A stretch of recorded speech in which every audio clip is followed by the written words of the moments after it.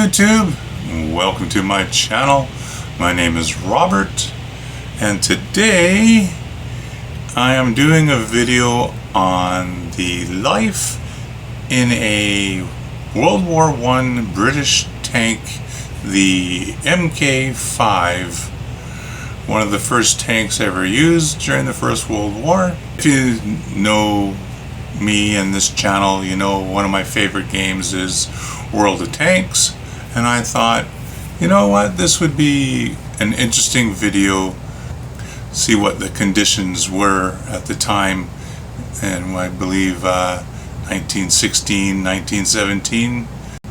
And before we get into this, if you'd like to support my channel, feel free to subscribe. It's 100% free, doesn't cost you anything, and it really helps me out.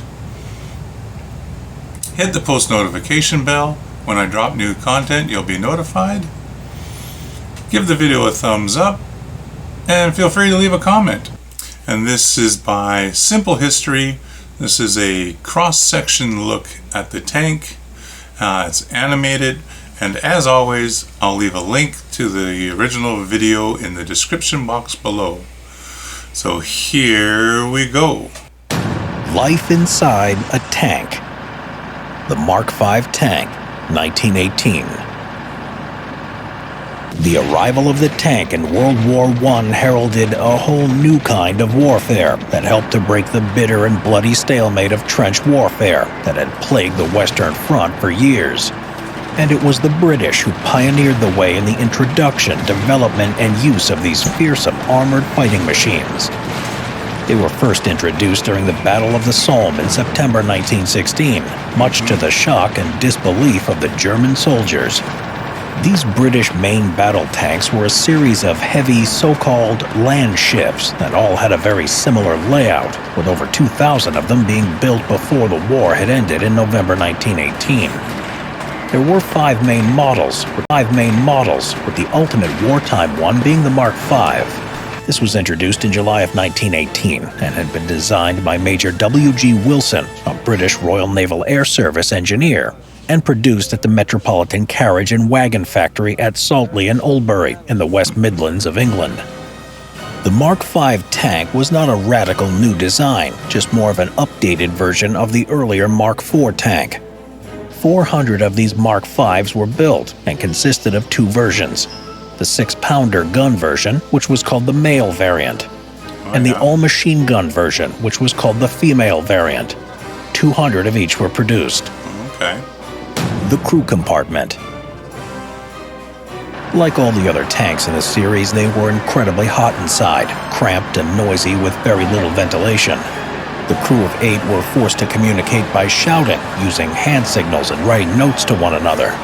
To make matters worse, the Mark V had a serious design flaw, and that was the new engine layout, which meant that there was the constant threat of carbon monoxide poisoning throughout the tank from badly vented exhaust fumes. And it wasn't unusual for crew members to collapse unconscious inside the tank. The driver's cabin. The one revolutionary and unique feature of this new model was that it was controlled by just one driver, using a gearbox with 4 forward gears and 1 reverse gear. This was unlike earlier models that needed 4 gearmen, 2 to control each of the tank's tracks. This previously clumsy setup had led to much confusion when driving the tank, resulting in many mistakes and accidents. The Mark V's driver had just a small slit to see out of, so if the tank was not operating in battle conditions, the tank commander would often get out and walk in front of the vehicle, signaling to the driver where to go and pointing out any potential hazards. Sat next to the driver was a gunner who operated the forward-firing machine gun. Toilets and showers, or lack of them. Despite the tank being 26 feet or 8 meters long, there was simply not the space to install any kind of onboard toilet or washing facilities. And it didn't help that the tank was already woefully overloaded with all sorts of equipment and ordnance. So despite missions often lasting for days, all that was provided for the crew were some rags and buckets for washing and other bodily functions. To empty out one of the buckets, a crew member had to open the escape hatch to throw out its contents. But in the middle of combat, these waste-filled buckets would have to stay inside for hours at a time, adding to the stench of sweat and fumes in the poorly ventilated and hot interior. Dinner service. Often food like bacon and eggs could be cooked on board by being wrapped in tinfoil and placed on the top of the hot engines to slowly cook. But the ability to make the all-important cup of tea in a British tank didn't occur for another 30 years with the introduction of the British Centurion tank. So the crew had to boil their water outside of the tank in makeshift petrol burners. The engine. Yeah. The 29-ton tank was powered by a massive 19-liter 6-cylinder inline Ricardo petrol engine. The engine produced 150 horsepower, which is the equivalent to that of a modern-day Harley-Davidson motorcycle. This gave the Mark V a top speed of 5 miles an hour, about the same speed as that of a person walking briskly.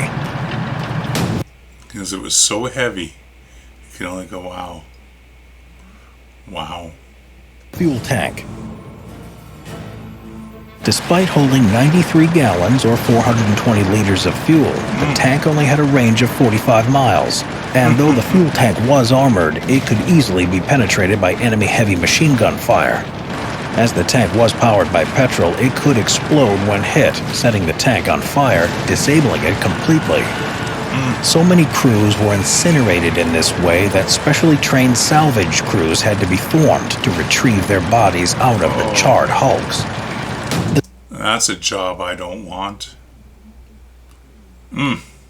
Starting handle. A starting handle. The tanks had to be crank-started internally using a large starting handle that had to be vigorously rotated with both hands in order to get the tank engine to start. The semaphore system.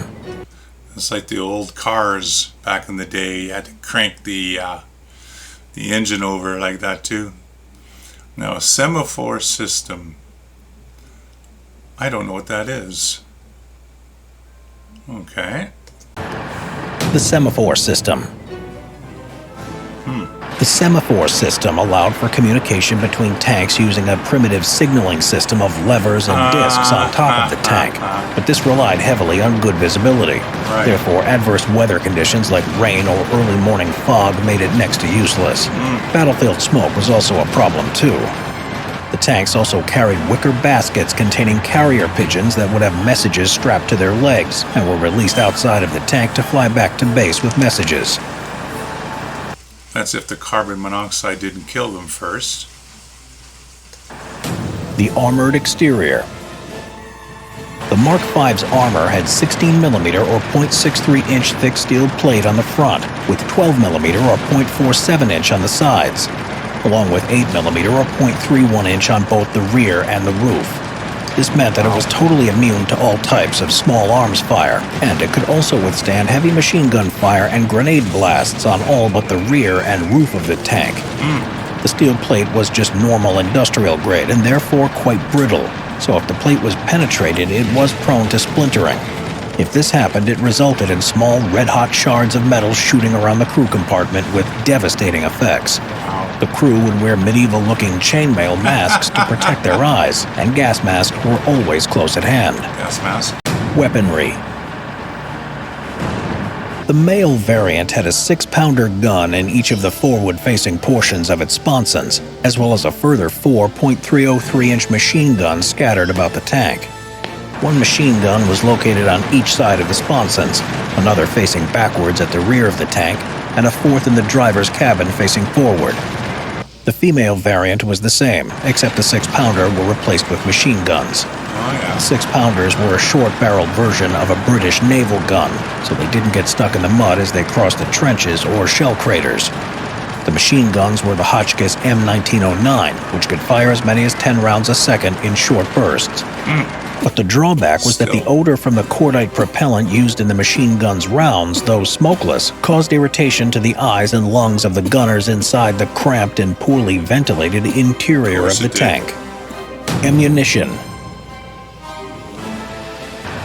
The 207 rounds for the 6-pounder gun was centrally stored, whereas the thousands of rounds for the machine guns were distributed about the tank next to the weapon ports for quick and easy access. the side sponsons. Turrets for tanks had yet to be fully realized, therefore sponsons were used at first.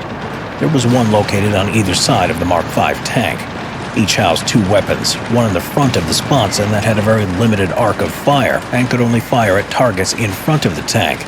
The other was on the side of the sponson and could only fire at targets to the side of the tank. Depending on the variant, the gun facing forward would be a 6-pounder gun on the male version or a machine gun on the female one. The side-facing gun on both variants was always a machine gun. After the war, these clumsy types of mountings were discarded as designers introduced more effective turreted designs.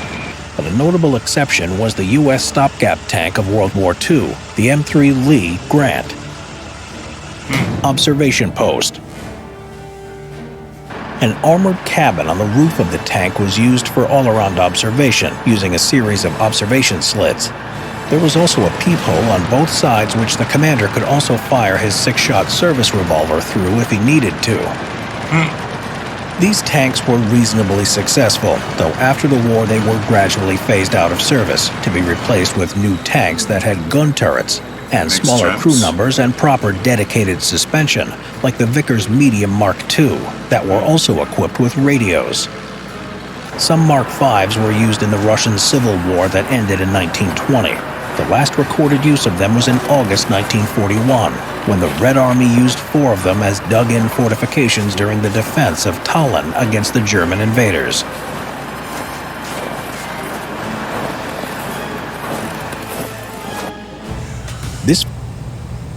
Well, there we have it. Life in a World War I Mark V tank. No thank you. I'll stick with the virtual model on World of Tanks.